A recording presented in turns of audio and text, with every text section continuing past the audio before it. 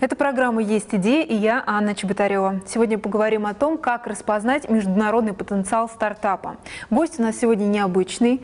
Он приехал к нам из Бостона, интеллектуальной столицы Соединенных Штатов Америки, Ричард Кивел. Ричард не говорит по-русски, именно поэтому с этой секунды я переключусь на английский.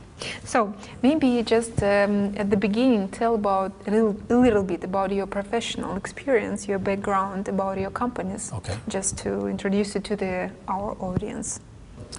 So my career right now is divided really in two pieces. One is my professional life. As my full-time job, I serve as chairman and CEO of a biotech company based in Singapore that is called Rhapsody Biologics. And prior to that, I spent 3 years running a company in London that was called Theragenetics.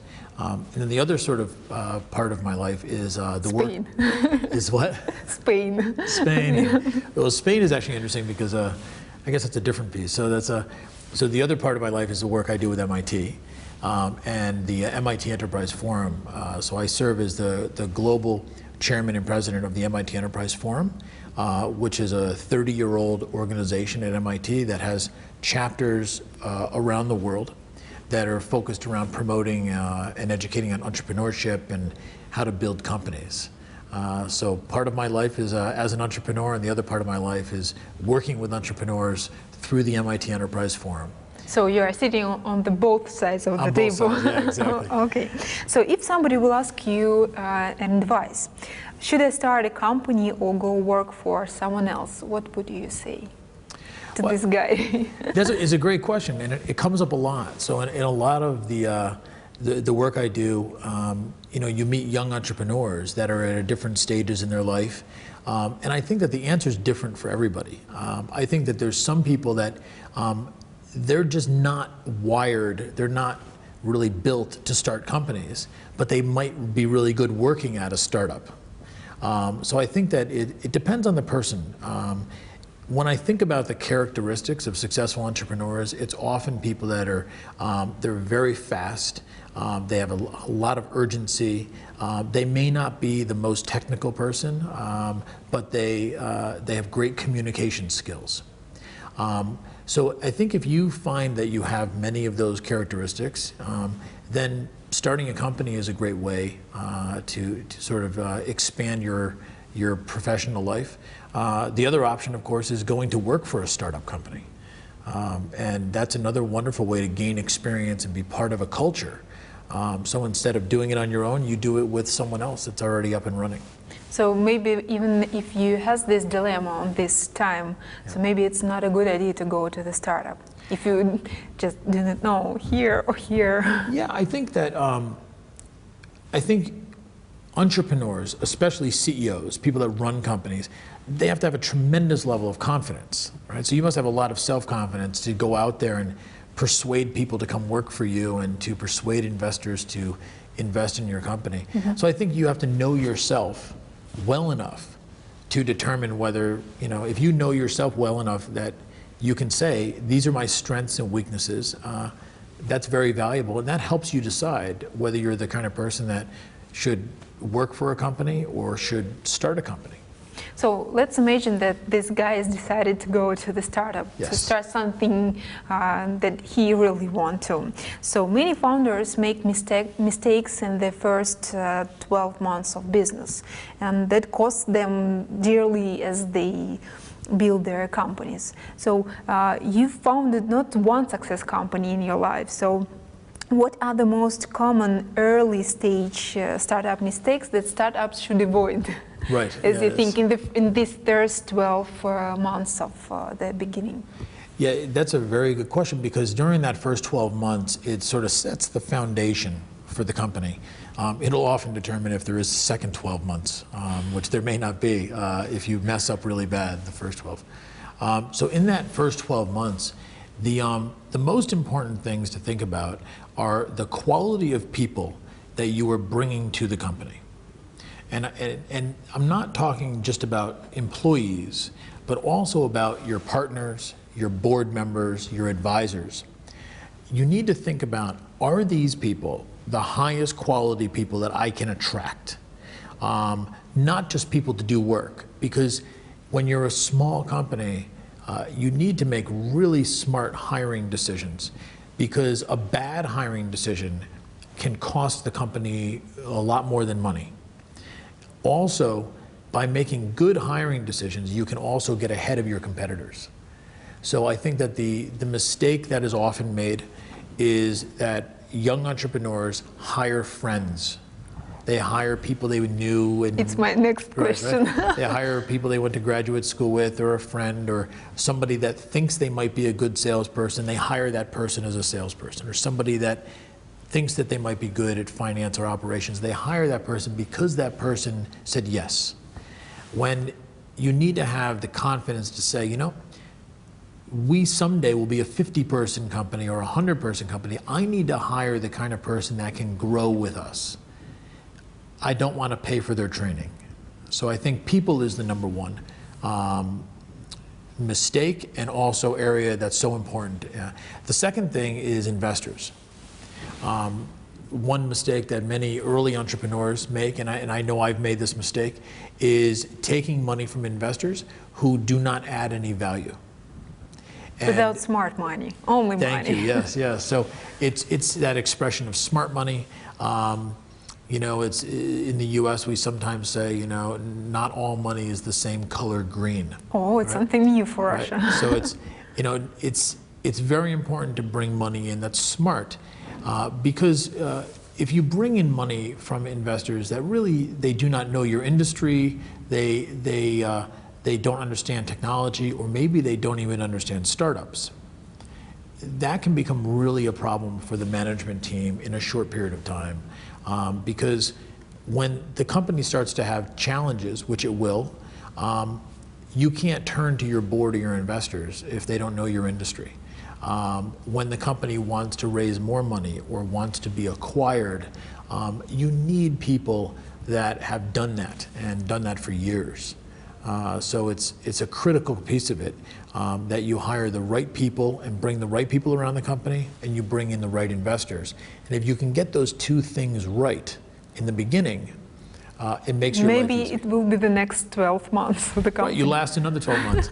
Because there's an old expression in the US with startups, which is, you know, A-grade people, right? You know the story, right? Yeah. So A-grade people hire A-grade people, and B-grade people hire C-grade people.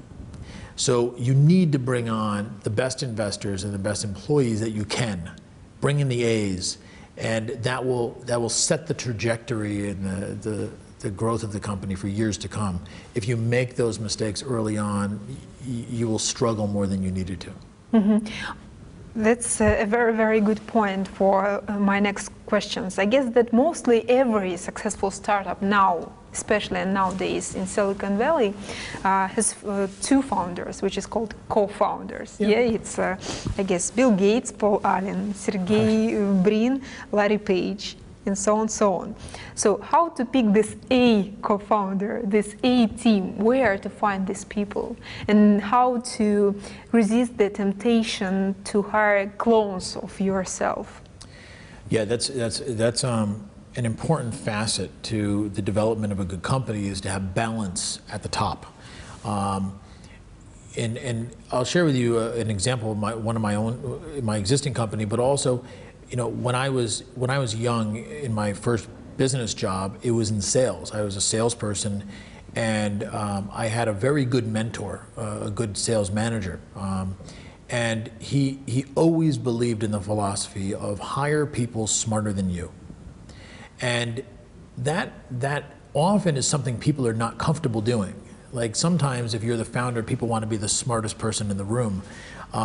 But if you really believe that I'm going to hire people that are smarter than me, and that might mean that, you know, I understand finance and I understand sales, but I need to hire someone better than me at finance or sales. It builds your organization. So as a leader in a company, hiring the best people you can is critical. And it's also true when it comes to choosing your co-founders, that when I bring aboard a co-founder, or I develop a new company with someone, I want to make sure that this person is absolutely a complement, a balance to me, not my clone. Right? So, for example, in my one of my companies now called Rhapsody Biologics, the Singapore company, that company is founded by two people, myself and Professor Ren, and he is a leader, an absolute world leader in the area of vaccines and immunology, and just a phenomenal academic and researcher. And he has all of these skills I do not have. And he looks at me and says, oh, Rich does sales and marketing and investor relations and building the team. He doesn't want to do that. So there's this balance between our skills, which allows the relationship to work very well. So bring inside the team someone with whom you will be a great team. Yes, yes, somebody that you would have a good partnership with, where you have complementary skills. That, you know, sometimes companies do have two salespeople at the top or two scientists at the top, and that's okay, but you better very quickly bring aboard other people on the management team that are really good at the stuff that you're not so good at. So it's going back to the philosophy of hire people smarter than you, hire people better at certain things than you, and it'll build the company. And I think that that's true for choosing your business partner as well. Entrepreneurs guide themselves very often by the Nike slogan, you know, this like just do it. It's transferred, of course, in something more rules like GFDI. What is your slogan, your personal, of the entrepreneur spirit of yourself? I think my philosophy has always just been never give up. It's just have enough faith in what you're doing that you just press ahead. It doesn't matter what the press might be saying. It doesn't matter what the market is saying.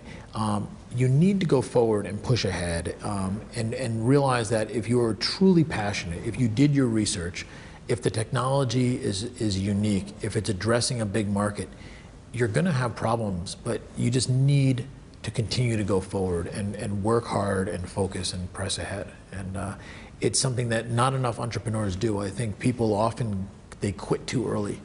You know, they give up or they get scared. So it's very important to just... Сейчас мы уйдем на небольшую паузу, после которой узнаем, как получить доступ к международным ресурсам.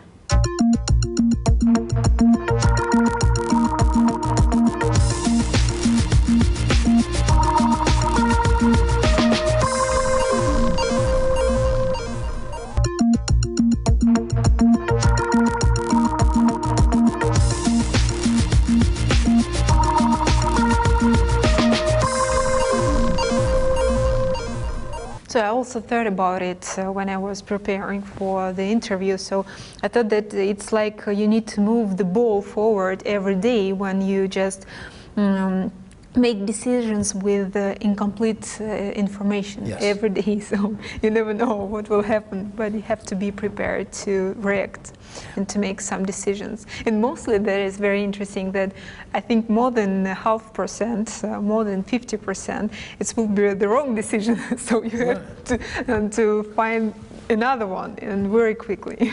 It's very true. I think being adaptable and moving quick is certainly one of the key things to being a good entrepreneur. And if you have that philosophy, just never give up. It doesn't mean that you are going to continue to do the same thing over and over. So sometimes never giving up means that you change direction and you figured out a new way. So it's really important to realize that sometimes you make decisions on incomplete data, but you have a bigger goal. And the goal is to get to, you know, success, whatever that measurement is for you. But you may have to go on a very twisted route. You know, it's like sailing a boat. Yeah. You know, you can't sail in a straight line, right? So if I want to get to this island and I am here on land, find the wind. Yes, I may have to go this way, and then I have to go back, and then I have to turn again, and soon I will make it there. And that's the sign of a good entrepreneur, is the ability to adjust to the wind. A weak entrepreneur will point his boat in a particular direction and then grow frustrated that he's not getting there. It's constant adjustments. Do you hate losing? Yeah, I think I'm very competitive. I think as long, you know, you don't always win though, you know, so I think if you learn from the experience, that's absolutely critical. So yeah, I'm very competitive, obviously, and I don't like losing, but I do think that if you can learn from each of those experiences, it lessens the pain a little bit.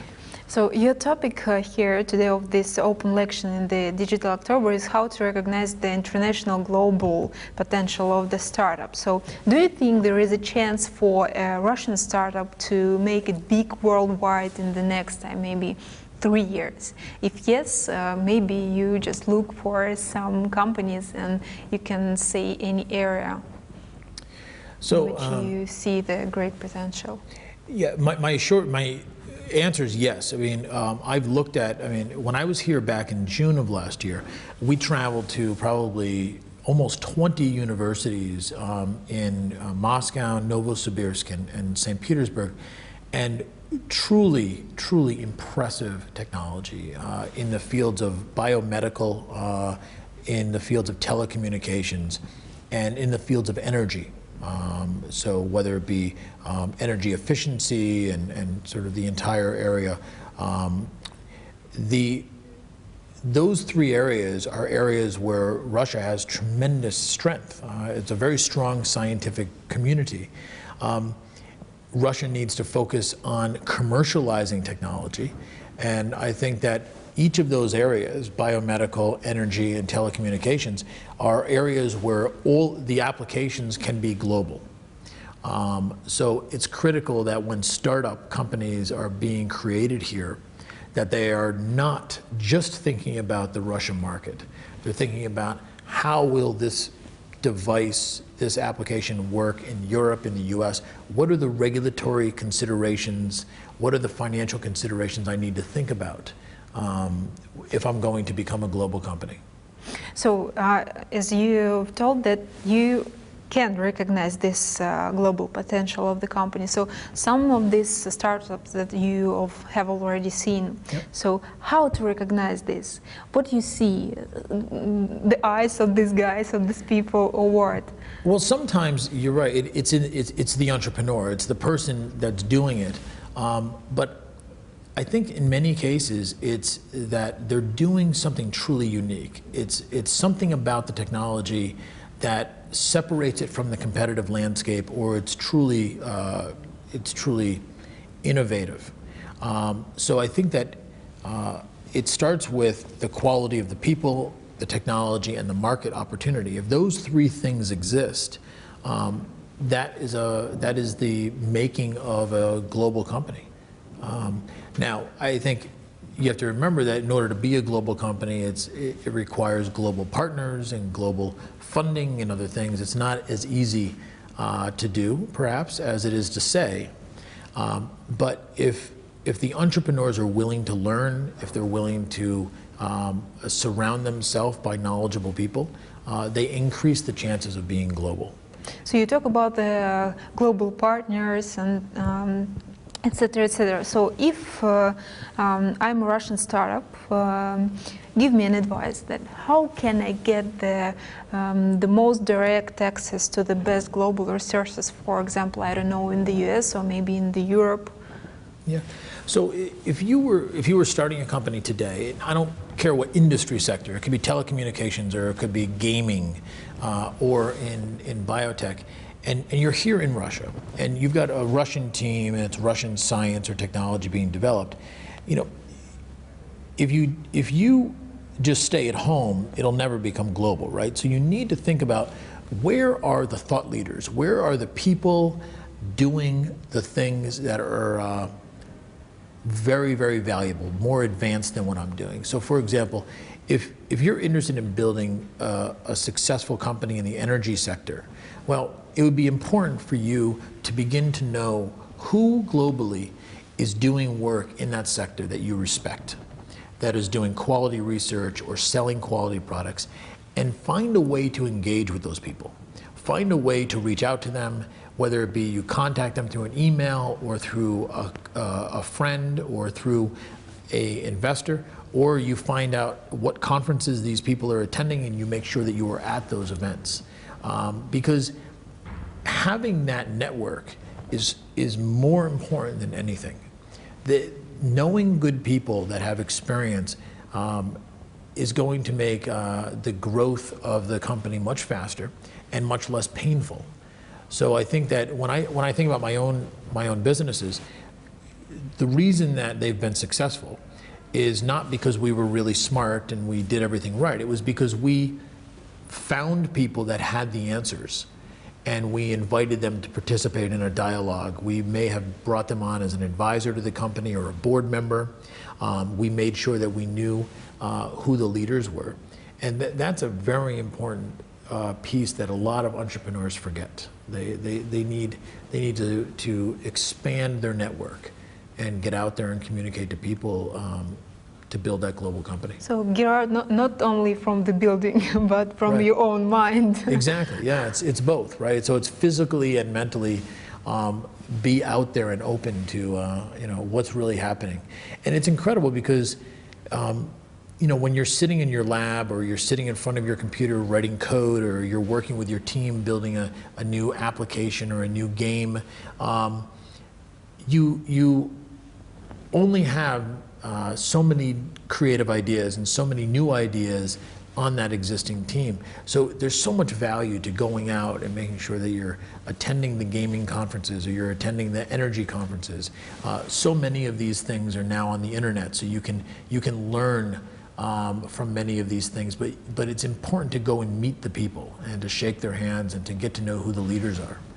So you've mentioned the main factor of success for the global startup, unique idea or unique technology. So if you were an entrepreneur who are now really thinking about your next company, your next startup, would you clone or bet on a unique idea? Because to clone some business models now are very popular, especially in Russia. Yeah. I kind of like that. I think that I think new technology is always fun, but very often it's very hard to take something that the world has never seen and try to bring it into a company. I think there is a lot more room in the field of innovating and improving what exists.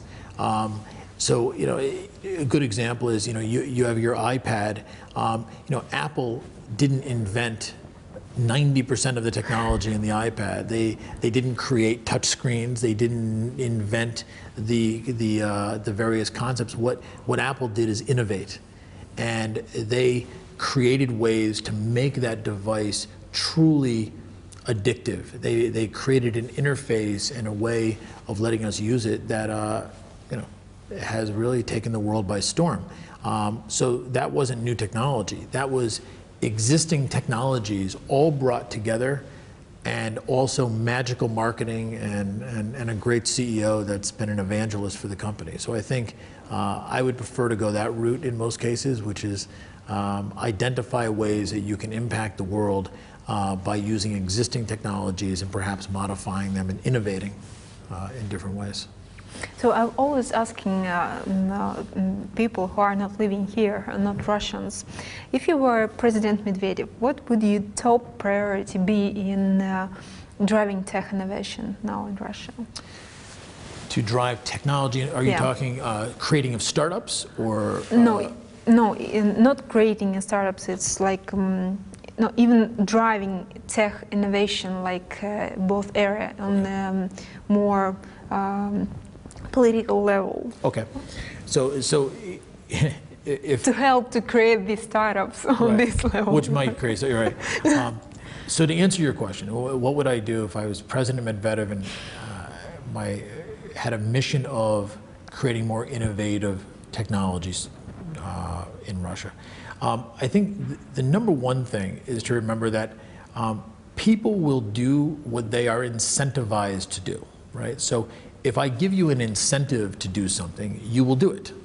And right now, I think it would be important in Russia to create incentives, benefits for universities to commercialize and develop new technologies.